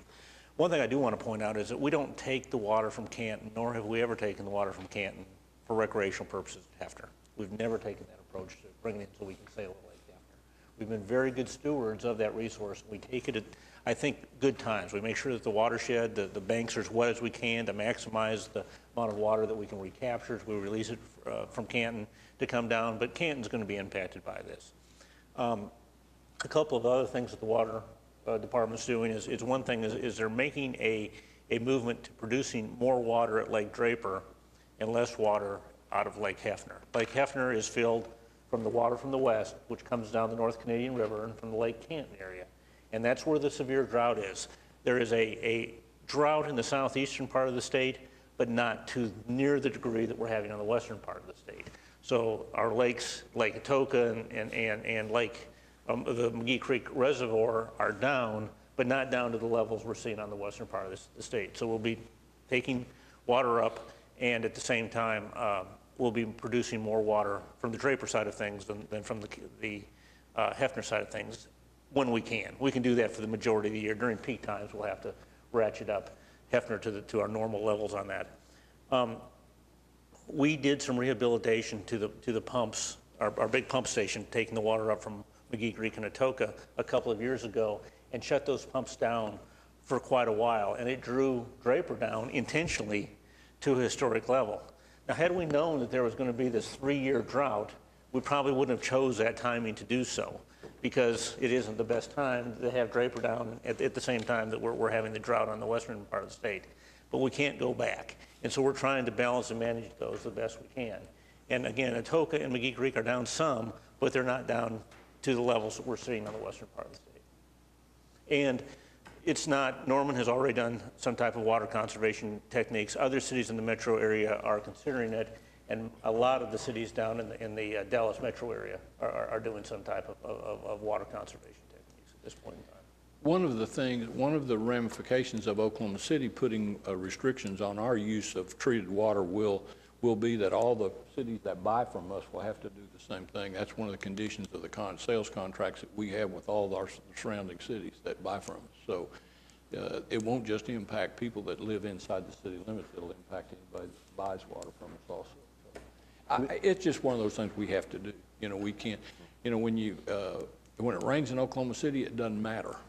When it rains in Atoka, when it rains at Canton Lake, it matters.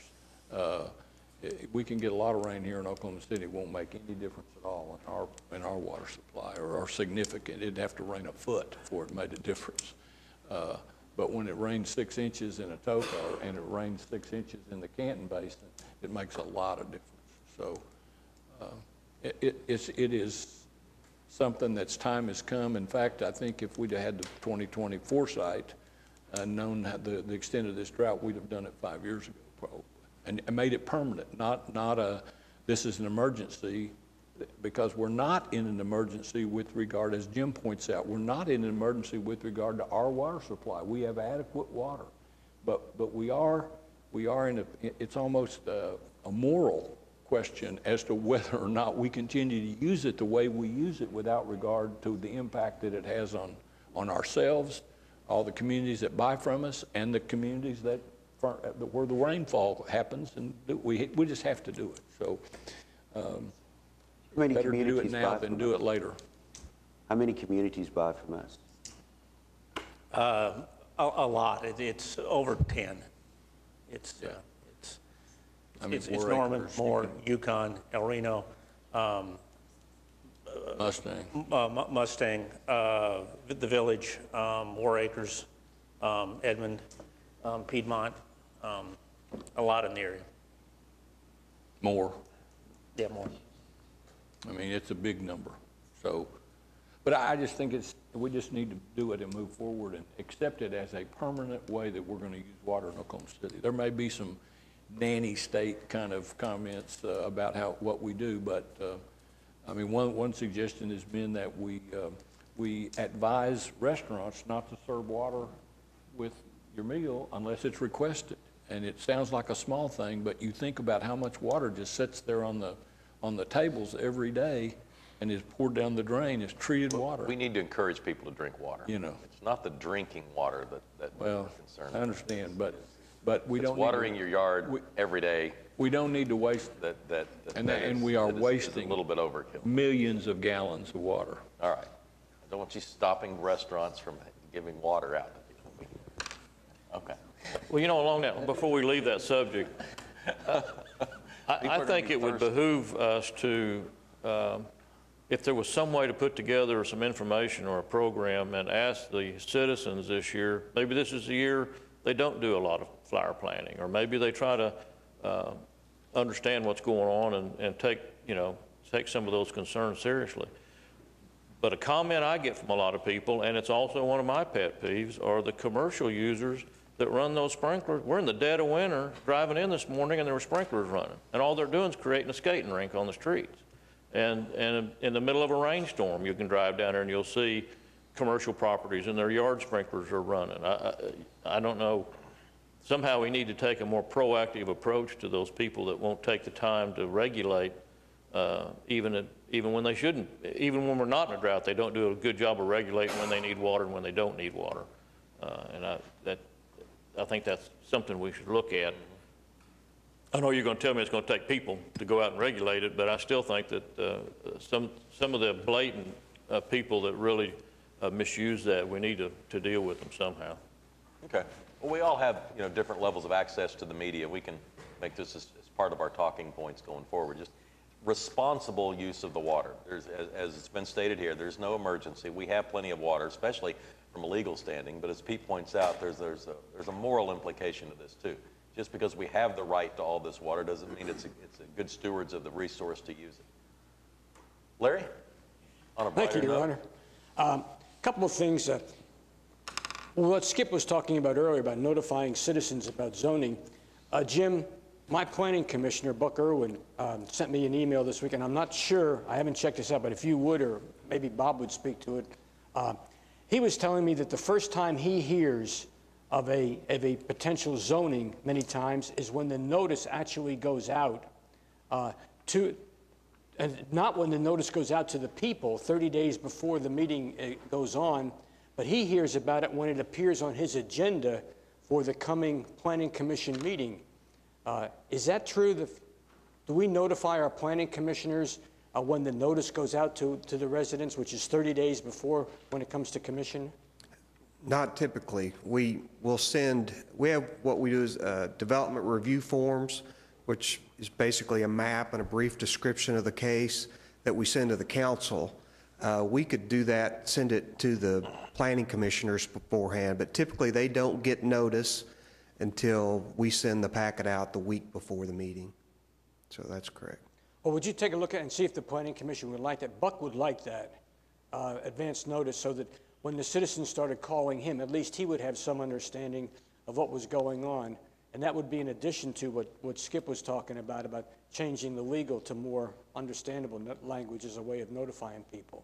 Yeah, I don't see a problem with that. That's typically, the applications are filed about 30 days. The notices or the development review forms go out about 20 days prior. So I think that we can do that, but I'll talk with staff.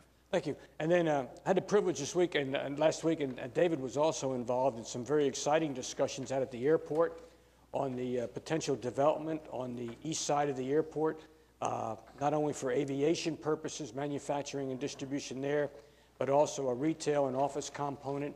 And that planning is moving forward, and that looks like it's got some real potential for the future. And I'd like to congratulate the Friends of Northwest 10th Street. I was privileged to be able to sit in on their directors meeting last night, and they continue to try to bring resources to bear to resolve some of the challenges along Northwest 10th Street. They have classes going at night for adults. They have a very exciting Saturday picnic planned for the people out there with all types of events to involve the children to give them some encouragement and also give them some education. So my hat's off to the Friends of Northwest 10th Street. And again, thanks to the Friends of the Windsor Area Business Group for spending the time to come down today and to continue to support the strategic initiative to redevelop that area. Thank you, Your Honor. Ed? All right. Gary, anything else? Just a quick note for the viewing public, Councilman Ryan continues to have some health issues, and I think he's going to miss a couple more meetings, so he's not off vacationing somewhere, and I wish him a speedy recovery. All right. Thanks for bringing that up. City manager reports. Yes. This morning we have a presentation about the Chesapeake Arena Customer Service Survey. We have Russ Simons, and he's with Venture Solutions Group, and his title is Chief Listening Officer, and I've never known anybody before who was a Chief Listening Officer. So with that, Russ. Thank you, sir, and good morning. It's a pleasure to be in front of you today to tell what I think is a very good story about the quality of the customer experience at your arena at the Chesapeake facility. We'll be calling up a PowerPoint presentation here. As was indicated, I am the Chief Listening Officer. I'm an individual with over 30 years in senior positions in public assembly facility management, and when I became a consultant, I remembered what had happened to me when I ran these buildings on a day-to-day basis. And I had a lot of people wanted to tell me what they thought I should do. And I made a personal and professional commitment to say that you better start by listening to what people have to say before you start doling out advice. And appreciate that very much. Our core services focus on what's called guest experience benchmarking. You might know that as mystery shopping. We do a lot of facility condition analysis. That would be creating a capital expense matrix for capital spending on a go-forward basis in all kinds of arenas, stadiums, and other public assembly facilities. lots of operational design, a core practice in safety and security, emergency planning, crowd management, and as I mentioned, capital expense modeling. Our clients include some of the ones that are listed here. We tried to give you a balance between all of the major professional sports leagues, a lot of collegiate. We've been doing business in and around Oklahoma City for quite a long time. We've been working with the University of Oklahoma for over 10 years. And with my previous firm, we did a lot of work out at the state fairgrounds here as well. So always happy to come back to your fine city. We do a lot of work in retail and with universities, colleges, all the way down to high schools as it relates to public assembly facilities. For you, we developed and executed a guest experience benchmarking or mystery shopping program for the Chesapeake Energy Arena. We look annually at the Chesapeake Energy Arena and we compare to 4 other NBA facilities. This is the 5th year that we've been doing this program. And so if you look at the next slide, you'll see a sampling of the other NBA facilities that we have assessed as a part of this program. These are the key things that we look at, having to do where we break down the experience, which begins when people start thinking about whether or not to attend an event or a game at the Chesapeake, all the way through when they would exit. And I've broken these down for you in a way that can help tell the story. We have a scoring system. It's a 5-point scoring system. When we go to 1, it is an area that might require immediate improvement. If during any of our assessments we notice something that was a safety or security, we would reveal ourselves. There's usually one senior member of staff wherever we go that knows that we're on site. So if it was safety or security, we would immediately reveal that and bring it to the attention of the operators. Generally, we are hidden and look like the fans that are attending a game. 3 is the expected condition. It is what you would expect based on training, your goals and objectives for performance of the facility. It's a physical condition as well as the performance of the people who are providing the work. And 5 would be really exceeding beyond any reasonable expectation the experience that one would have at a facility. So in the receptionist, you can see some of the key points. We are really talking about, even in today's electronic world, how important it is for us to be able to service one-to-one communication with people who have questions. And so we want to talk about friendliness, and we want to talk about vocal clarity. Does the actual system work in the way that's going on? Can you get your questions answered? And we also look very carefully about referring to websites, because this creates an environment where people get more comfortable getting easy electronic information on a go-forward basis. So in our results for this year in the receptionist, you have consistently had very nice people who, and I think it's reflective of your community overall. They genuinely want to help you. They're knowledgeable about what's going on, and even beyond just the conditions at the arena, but also if you had other questions about what goes on or what types of opportunities there are in proximity to the arena if you were a visitor or a guest.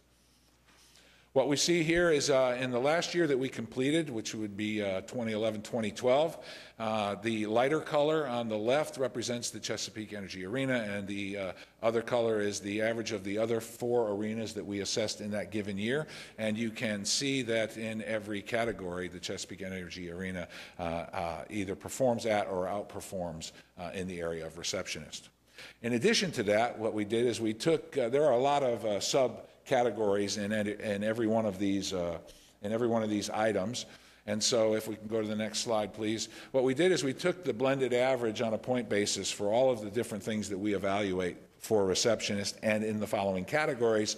And you will see here that the Chesapeake Energy Arena really does stand out with regard to friendliness and comfort in terms of talking to people, live people. We also look at websites of all of the places where we assess, and we're interested in things like ease of navigation, visual appealing, can you purchase tickets, how fast do the pages transition. These are far more important perhaps to people who are 18 to 34 than they may be to me, and so I do it myself, and we also have some younger people who evaluate it to a different standard. Application of social media is obviously more and more important today. Next slide, please.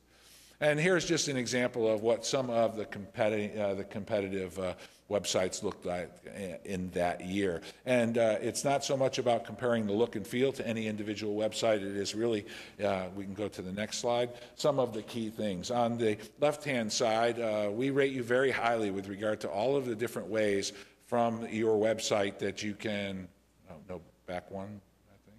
Yeah, thank you. All of the different places where you can benchmark and share.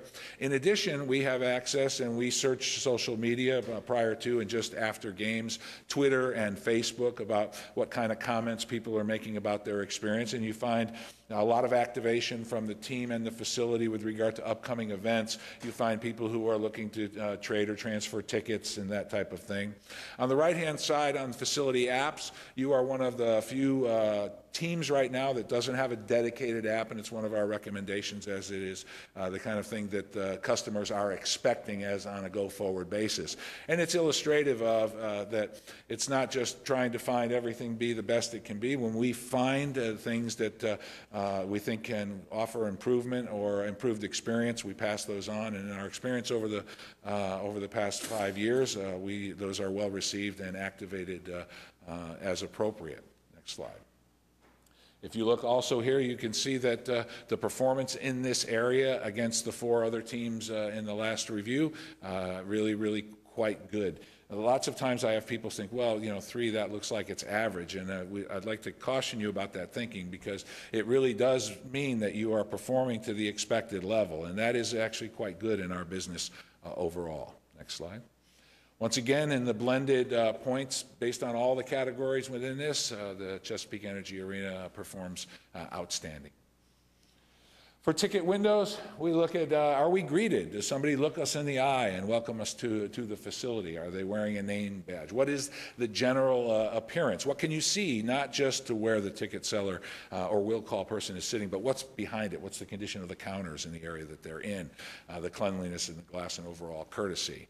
And you will see by this chart that, once again, this is an example. Actually, go ahead, stop there for a second.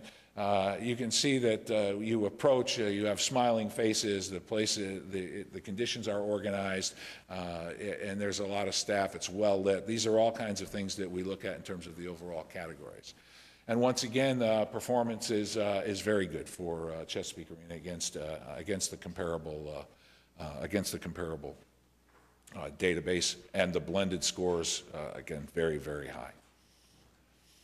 We look at the entry. It's approach arrival entry, ticket scanning, and bag and article search. And so is it clean? Is it well organized? And what kind of equipment is being used? Once again, we're high on greeting. We're high on eye contact. We're high on being able to feel like that you were welcomed. It is a significant decision to not only to choose to spend your disposable income on coming to the facility, but also the time it takes and organize to get there and go to an event. So all of these things are very, very important to us, and that the experience be efficient, and not necessarily efficient for speed, but to make sure that all of the things through this process, which would include safety and security, are being appropriately managed.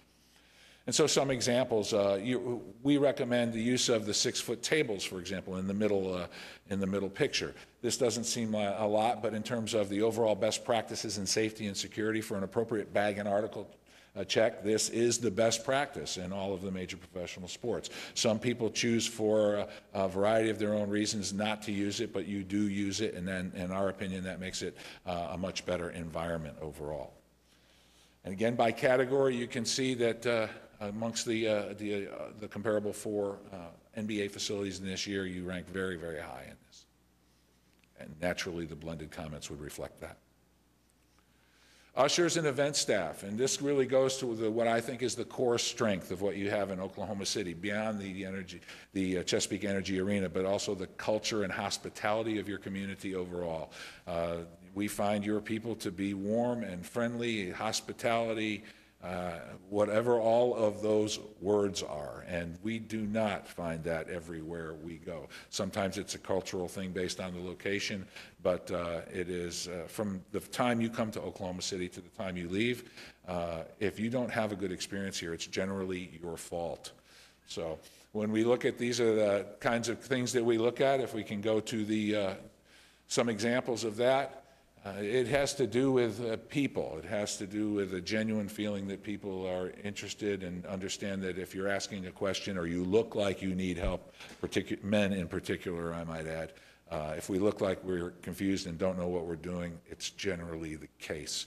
So good uniforms, good people, good active hospitality. Next slide. And as you would expect, superior scores with regard to your ushers and event. Your people mean everything, and they make a great difference in the experience, and again, the blended score. Food service. Food service is critical to people's experience. We put a high value on having some choices. We want it to be fresh. We want it to be appealing. We want it to be, we don't want to spend our entire time when we should be watching the game standing in a line, for example. So these are the areas that we look at. Go to the scores. Here are some examples of the variety of the food service, and as you are all probably very aware of, a lot of these things have been taking place during the transition of renovation and expansion of the facility. There have been a variety of challenges over the course of the last 5 years, but still a superior blend of choices for people, as well as being a clean, well-managed, and good experience, and that is reflected in the scores that you see here. Next. Condiment stands. This seems like a small item, but what we find is it's critical to overall guest experience. It's one thing to be able to get your food in the manner that we're discussing, and then if you went to dress your food in a manner that would make it uniquely yours, and you don't have a place to put the things down to work on them, or that place is not clean, or there's debris from previous users, that type of thing, it kind of takes away from the overall transaction. These are actual photos in game, and again, excellent service in these areas. I would tell you that this is an area that overall, in all major professional sports, we find the biggest lack of service overall. So it's a real pleasure to be able to see what you are able to accomplish on an event basis here. Next. Restrooms and overall cleanliness. That, again, is once you've made the decision on your discretionary income and now you're also investing your time to come to the facility, you want to feel like someone cares that you're there. You want to feel like that you're not just going to be going in there and amongst the detritus and debris of all of the people before you, or even from previous events. Next slide. If you can look, these are all in events. You know, an active and I think caring group of people who are the staff people working in an event, the actual condition of restrooms and the spaces on the concourses. I think none of what I'm telling you right here, you don't see yourselves when you're attending events in this facility. Next. The scores are obviously reflective of that. Really, really good job overall. Overall cleanliness, when we blend all of these things together and all the categories that we look at, and it has to do with sort of the real-time comments of our staff as a minimum of 4 people, men and women, who are circulating the building. We actually never get to see the game or the event. We're always looking at what's going on with regard to service, and we're also looking for continuity of service. So overall cleanliness is it's simply spectacular in your building as the way we see it. Next. So we took a little chart and just wanted to give you a sense of kind of where you sat against the comparable facilities. And as you can see, in every category, you are no less than what someone has every reasonable right to expect. And in most categories, you are superior in every way in terms of the delivery of service, as was reviewed during here. Broke it down again. Next slide, please. Just to give you a sense, in that year, that's the ranking of the Chesapeake Energy Arena against the other 4 NBA facilities that were reviewed. And next slide. This gives you a sense of those rankings from 2009 through 2012. And as I mentioned, you've been going through renovation and construction during all of these time periods, which adds what can be a disabilitating factor when trying to maintain a level of professionalism, cleanliness, and hospitality for the ticket-buying public. That concludes my formal remarks, and I am available to answer any questions that you might have. Mayor, I think it's neat to point out that we've been rated by various groups as with the improvements we've done being one of the top 5 NBA arenas in the country, or top 7. There's been some different groupings there. And we have the team that has the best record in the NBA playing in that building. And now it's good to know that the service provided in the operations level is amongst the tops in NBA arenas too. So it's really a nice combination for us. I think it would be valuable to add to that that if you look at the latest NBA arena, it was almost $500 million for the Orlando Magic.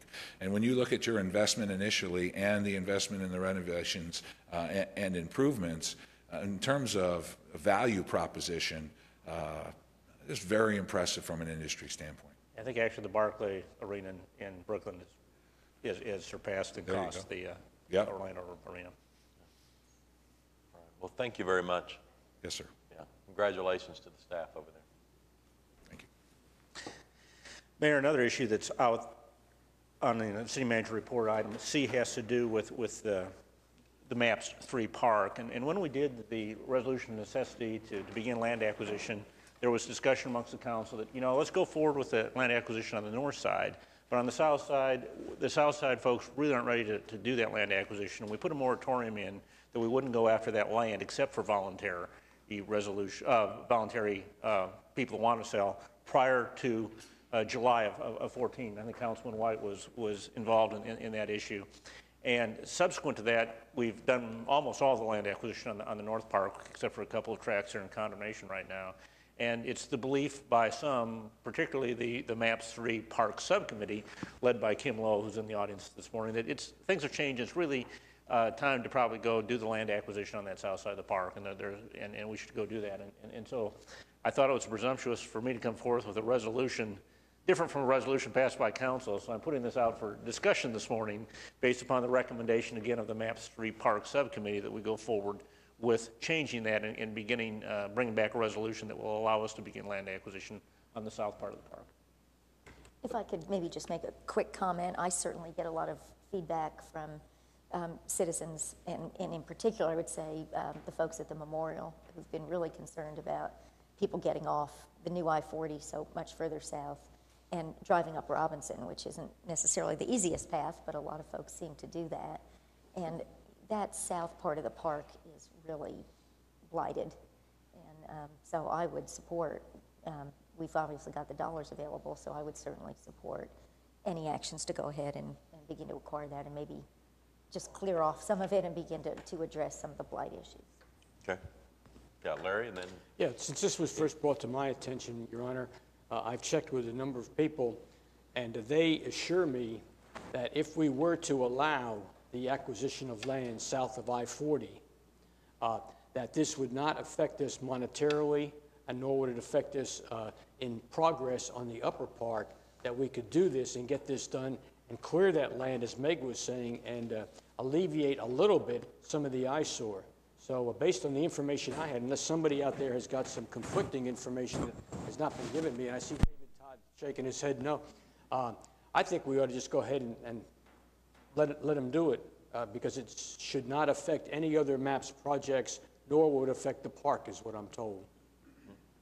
Yeah, I agree completely. The reason for the resolution in the first place was to give people that operated businesses there a sense of certainty with regard to how long they could continue to be there. And you know, I have a constituent that operates a business that the portion of the operation is in the park take area, and then a portion of it is immediately to the west of the park take area. And his concern is that the two things be done together. If the urban renewal is going to take land west of the park and MAPS 3 is going to take land in the park, he's concerned that there would be some coordination. So this was to give some kind of certainty, originally was to give some kind of certainty so people would know how long they could continue to operate or expect to continue to operate. I think that's fine. I think most of the people that are there are pretty well ready to sell. I don't think there's any reticence on the part of very many of them. There may be some on the Robinson side that have some, which I have a constituent that has one that's on the west side, and so that's how that's where my information comes from. but I don't have a problem with it. I think it's a good thing. We need to move forward with it without any question. Your Honor, if I may, I just think by waiting, we're just going to see the price escalate. And so the longer we postpone that, I believe the higher price we'll ultimately end up having to pay. And we might as well just acquire as much land as we can, even beyond the original block area, since we're going through this purchase stage, and make it the same size as the north part of the north park. Do we have an idea of what the amount of property that is on the south side? As far as for acquisition? Well, it's the one block. It's between Robinson and Hudson from, I don't know, Kim, you probably have, or David, do you have an idea of how many blocks or acres that is? Yes, sir. The lower park is 30 acres, and the upper park being 40. So it's a little bit smaller. Okay. Thank you. It's narrower, but it's longer. Right. It extends from the river up to the new I-40 between Harvey and Robinson, whereas the upper park is Hudson to Robinson. But there is a strip across right there adjacent to I-40 that goes all the way over to Walker. So it's in the shape of a 7. 7? Yes, sir. Yeah. 7, 7, 7, 7, 7. Sounds pretty lucky. Yeah. Back to Councilman Greenwell's comments. We are not proposing to acquire the land outside of for map street purposes outside of the Robinson to Harvey area at this point in time. That's the area that's been identified, and that would be a change in budget and scope to do that beyond that. I understand, but it still, I think, would be a good idea. I think that area is really going to take off once we get further along with these projects. Okay, with that, I will go ahead and bring a resolution back to council next week or two, modifying the time frame so we can begin the land acquisition. Also, Councilman Greenwell, last week or the week before, asked about sign sweeps and how your neighborhood gets signed up to do that. And we do have a report in here about sign sweeps. And Bob Tiener is here this morning to talk a little bit about the neighborhood association process. I'll just give you a brief background on this. Currently, we do 2 citywide sign sweeps a year. It was a program we developed in 2006 to try to address the number of trash signs, litter signs that we call them. We primarily do them in November and April after elections is typically when we do it. But this program, the Neighborhood Sign Sweep, was a program, one of 2 programs we developed to try to support those yearly sign sweeps. I think Councilman McAtee was real active in getting this adopted, and basically this was an ordinance amendment that allowed us to contract with neighborhoods to allow them to pick up the signs in their general area. This program came in about 2008. Initially, we had up to 20 neighborhoods that were participating. I think that's the most that we ever had in one year. This report for 2012, we had 16 active neighborhoods. Last week, the council approved contracts for 13 neighborhoods. So what we've done since last week, we have 4 neighborhoods that we're currently discussing contracts with. It's the Walnut Creek neighborhood, JFK, Culbertson neighborhood, and Harrison Walnut. So hopefully we'll be able to bring those on in the future. But basically what we do here is Charles's staff has developed a training program. We'll send out information via the city website, emails to neighborhood associations. Charles's staff attends 15 to 20 neighborhood meetings a year, and they'll provide that information. We've talked with the PIO office, and she's going to do a note in the water bills, letting people know that they can contact us and to participate in the program. We also have pamphlets that we hand out. So it's been a pretty effective program. What we do as a city staff, we pick up between 45 and 50,000 signs a year. And our annual sign sweeps pick up about 5,000. This program picks up about 1,600. So it's just part of the ongoing attempt to keep the sign clutter down. And really, if anybody has any questions, we try to, any opportunity our staff gets to contact a neighborhood association and let them know that they can participate in this program, we do it. Initially, we set up 4 different training sessions a year, but we figured out that it's better to probably be flexible, and so if a neighborhood comes on, reads the contract, and they're ready to be trained, we'll go out and meet with them and train them. So, anybody has any questions? Bob, I do. As far as, let's say a neighborhood agrees to participate in this, so they go out after they're trained and collect unauthorized or illegally placed signs, and then does the city come around and collect those? I mean, does the neighborhood collect them and store them in some place, and then the city will come by and pick them up? No, the part of the contract is that the neighborhoods have to dispose of them, of the signs themselves. But there's no, they're trash, and so there's no legal requirement of any special disposition of them. So you can just throw them away. Exactly. Or recycle. Yeah, if any of you all would like to become a trained sign picker-upper, I think I'm authorized. Can I train or can I just pick up?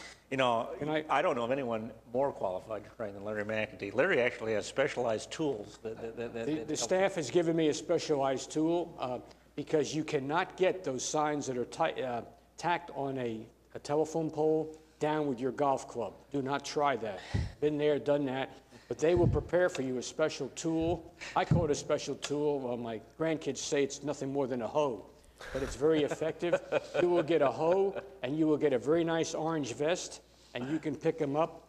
But what I've noticed is, they mentioned last week that there's some part-time people who are going through the city picking up illegal signs on an ongoing basis. And yesterday I was driving out of the neighborhood, and I noticed somebody had gone out and plastered 23rd and Meridian with some illegal signs.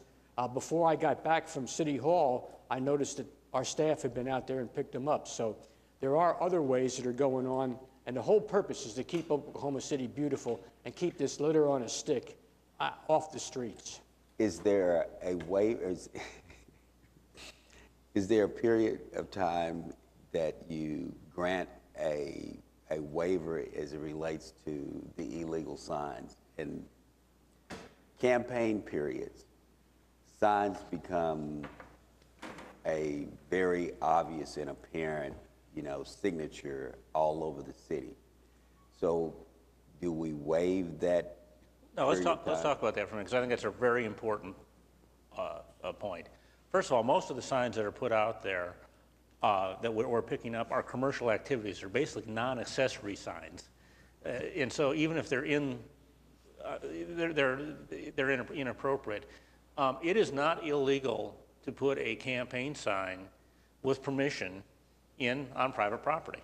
That's legal to do it. You can't put them in the right-of-way, but you can put them on private property. So I would encourage, as we get into the campaign season, that we do not regulate message that goes out on signs, and if they're properly placed in your yard, campaign signs are totally legal. So I would encourage you as campaigns begin to make sure that your campaign workers know the rules regarding campaigns. And we'd be willing to meet with any campaign manager. We have a pamphlet like this that shows the types of illegal signs, and it also helps people identify where the right-of-way is as opposed to the private property. And Charles' staff would be willing to meet with any campaign manager or anyone that, to give them this information.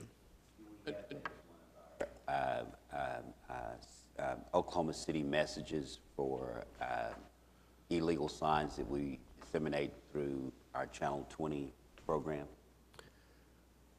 I think that there is a short segment about the sign sweep, because I know that Christie did a we have done it in the past. I don't know if we're currently running anything or not.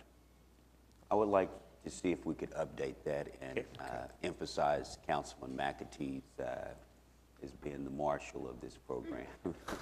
I do personally suspend all activity during campaign because I don't want to be accused of pulling up my opponent's campaign sign. That is a little compromise I do make, Skip. Is there a handout or a brochure that I can take, like when I go to a neighborhood meeting, to give to people to try to encourage other neighborhood associations to get involved? Yes, we have handouts that were created by the PIO office, and we can get you copies. Get me some. All right, we have executive session. Everybody ready to go?